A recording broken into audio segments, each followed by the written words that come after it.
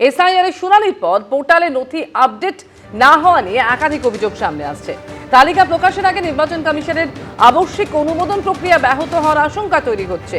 ERO এবং এইআরওদের উদ্দেশ্যে একাধিক কড়া নির্দেশিকা দিয়েছে নির্বাচন কমিশন। শুনানির দিনে হিয়ারিং হেল্ড কলামে রিপোর্ট আপলোড করতে হবে। আনম্যাপড ও লজিক্যাল ডিসক্রিপেন্সি সংক্রান্ত যাবতীয় নথি দৈনিক ভিত্তিতে আপলোড করারও নির্দেশ দেওয়া হয়েছে। এক্ষেত্রে কোনো কাজ বাকি থাকলে তা 26শে জানুয়ারির মধ্যে শেষ করতে হবে। যাচাই প্রক্রিয়া সম্পূর্ণ হওয়ার সঙ্গে সঙ্গে নিষ্পত্তির নির্দেশ জারি করতে হবে এবং সেই সংক্রান্ত রিপোর্ট একই দিনে ইসিআই নেট পোর্টালে আপলোড করতে হবে, এমনও নির্দেশ দিয়েছে নির্বাচন কমিশন। নথি যাচাইয়ের ক্ষেত্রে দায়িত্বপ্রাপ্ত আধিকারিকদের সঙ্গে জেলা নির্বাচন আধিকারিকদের দ্রুত সমন্বয়েরও নির্দেশ দেওয়া হয়েছে।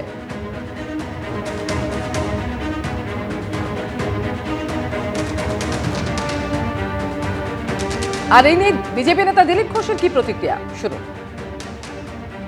সরকারের কর্মচারী, সরকার কাজ দিয়েছে, তার জন্য অধিক টাকা দেওয়া হয়েছে, বেতন দেওয়া হয়েছে। সারা ভারতবর্ষের কর্মচারীরা কাজ করতে পারে না, নির্বাচন কমিশন এনারা কেন করবেন না? সেন্সাস হলে কারা করে বা নির্বাচনের কাজ কারা করে, ভোটার লিস্ট থেকে আরম্ভ করে সব ওনারাই করেন। তো তারা যদি কোনো পার্টির প্রভাবে এসে কাজে অবহেলনা করেন তো তার বিরুদ্ধে সরকারি স্টেপ তো আসবেই, তার অবশ্যই হওয়া উচিত। এ প্রসঙ্গে রাজ্যের মন্ত্রী শশী পাঞ্জা কি জানিয়েছেন দেখুন। গলতটা স্বীকার করছে না ইলেকশন কমিশন যে হ্যাঁ আমার এই প্রক্রিয়া, এই অ্যাপটাকে আপডেট করতে হবে, ঠিক করতে হবে, পুরো ঠেলে দিচ্ছে, অস্বীকার করছে। মানুষের অসুস্থতা এবং তাদের মৃত্যু যেমন অস্বীকার করলো, এসআইআরের মাধ্যমে যে আতঙ্ক হচ্ছে সেটাকে অস্বীকার করলো, সুপ্রিম কোর্টের রায়গুলোকে পুরোপুরি না মানা। লজিক্যাল ডিসক্রিপেন্সির তালিকা প্রকাশ না হওয়া নিয়ে নির্বাচন কমিশনকে এবার নিশানা করলেন অভিষেক বন্দ্যোপাধ্যায়। তালিকা প্রকাশ না হওয়ায় 3টি প্রশ্ন তুলে পোস্ট করেছেন তিনি। কি লুকোতে চাইছে কমিশন? এই প্রশ্ন তুলেছেন তৃণমূলের সর্বভারতীয় সাধারণ সম্পাদক। 24শে জানুয়ারির মধ্যে লজিক্যাল ডিসক্রিপেন্সির তালিকা প্রকাশের নির্দেশ দিয়েছিল সুপ্রিম কোর্ট।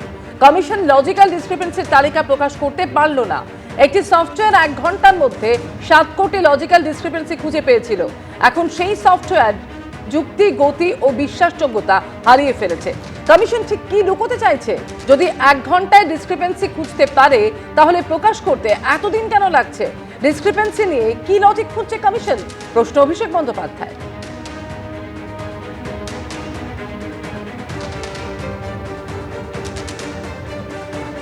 তালিকা টাঙাতে হবে তো, সেটা তালিকাটা এখনো নেই কেন? টাঙাতে পারছে না কেন? তাহলে কিসের ভিত্তিতে রোজ এক একজন লোককে নোটিশ দিয়ে ডাকা হচ্ছে? বাবা চট্টোপাধ্যায় লিখতেন, ছেলে চ্যাটার্জি লেখে নোটিশ। বাবা মুখোপাধ্যায় লিখতেন, ছেলে লিখছে মুখার্জি নোটিশ। মুখার্জি কেউ জে এর পর ডবলই লেখে, কেউ লিখে ফেলেছে জে আই নোটিশ। একের পর এক সম্পূর্ণ অকারণে উদ্দেশ্য প্রণোদিতভাবে হয়রানির জন্য কোটি কোটি মানুষকে বিরক্ত করছে এই বিজেপি। নির্বাচন কমিশন লিস্ট কোথায়? লিস্টটা কোথায়? কেন এখনো সুপ্রিম কোর্টের নির্দেশ অনুযায়ী লিস্ট নেই? যত দেরি হবে তত প্রমাণিত হবে এই সমস্ত রকম কারচুপির খেলা, হয়রানির খেলায় বিজেপির নির্দেশে নির্বাচন কমিশন এই খেলাগুলোর মধ্যে রয়েছে। দল চেয়েছে তাই এমপি এমএলএ হয়েছেন। সিরিয়াসলি কাজ না করলে দলে রাখা হবে না। ভার্চুয়াল বৈঠক থেকে করা হুঁশিয়ারি দিলেন অভিষেক বন্দ্যোপাধ্যায়। আগে নির্দেশ দেওয়া হলেও এসআইআর নিয়ে তৈরি ওয়ার রুমের কাজ অনেক জায়গায় হচ্ছে না বলেও অভিযোগ করেন তিনি। 27শে জানুয়ারি থেকে 15ই ফেব্রুয়ারি অবধি প্রত্যেকটি ওয়ার রুম থেকে যাতে রিপোর্ট আসে তার জন্য এদিন কড়া নির্দেশ দিয়েছেন তৃণমূলের সর্বভারতীয় সাধারণ সম্পাদক। সিরিয়াসলি কাজ না করলে দলে রাখা হবে না। এসআইআর নিয়ে নির্বাচন কমিশনের সঙ্গে তৃণমূলের সংঘাতের মধ্যেই এবার ভার্চুয়াল বৈঠকে দলের সাংসদ বিধায়কদের কড়া হুঁশিয়ারি দিলেন অভিষেক বন্দ্যোপাধ্যায়। এর আগে 31শে অক্টোবর ভার্চুয়াল বৈঠকে এসআইআর প্রক্রিয়া নিয়ে 294টি বিধানসভা কেন্দ্রের প্রত্যেকটিতে একটি করে ওয়ার রুম চালু করার নির্দেশ দিয়েছিলেন তিনি। অভিযোগ, সেই ওয়ার রুমের কাজ অনেক জায়গায় আশানুরূপ হয়নি। এই অবস্থায় এদিন তৃণমূলের সর্বভারতীয় সাধারণ সম্পাদক হুঁশিয়ারি দিয়ে বলেন, যারা সিরিয়াসলি কাজ করবেন না তাদের পার্টি দলে রাখবে না। এটা জীবনের সবথেকে বড় সিরিয়াস লড়াই। এমপি এমএলএদের যখন দায়িত্ব দেওয়া হয়েছে তখন 3 দিন অন্তর মিটিং করবেন ডিওদের সঙ্গে। প্রয়োজনে রোজ সংসদে যাবেন না, প্রয়োজনে শুধুমাত্র বাজেট অধিবেশনে থাকবেন। আমি দেখেছি কিছু ওয়ার রুমে কাজ না হয়ে পড়ে আছে। আমার কাছে 294 বিধানসভার আলাদা ওয়ার রুমের রিপোর্ট যেন 27শে জানুয়ারি থেকে 15ই ফেব্রুয়ারির মধ্যে আসে। তিনি বলেন, কে কি করলো সেই অজুহাত শোনা হবে না। আত্মতুষ্টি বা ওভার কনফিডেন্সের জায়গা নেই। শীতঘুম ভেঙে জেগে উঠুন, এই 20 দিন লড়াই দিতে হবে। ভার্চুয়াল বৈঠকে উপস্থিত প্রতিনিধিদের অভিষেক বন্দ্যোপাধ্যায় মনে করিয়ে দেন, আমরা পরিশ্রম করেছিলাম, খেটেছিলাম বলেই বিজেপি তার মতো এসআইআর করতে পারিনি। সাধারণ মানুষের কথায় সুপ্রিম কোর্ট মান্যতা দিয়েছে, ওদের চক্রান্ত আমরা আটকে দিয়েছি, বিশেষ করে ফর্ম 7 নিয়ে।